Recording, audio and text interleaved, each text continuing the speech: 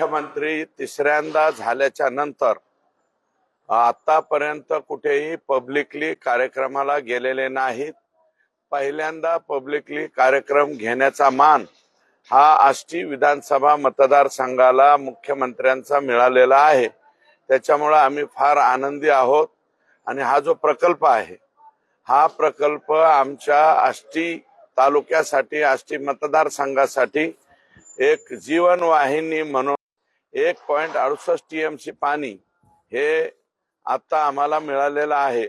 आणि सन्माननीय मुख्यमंत्री महोदयांनी मागे जलसंपदा खातं त्यांच्याकडे होतं आणि उपमुख्यमंत्री असताना या प्रकल्पाला सुधारित प्रशासकीय मान्यता दिलेली आहे।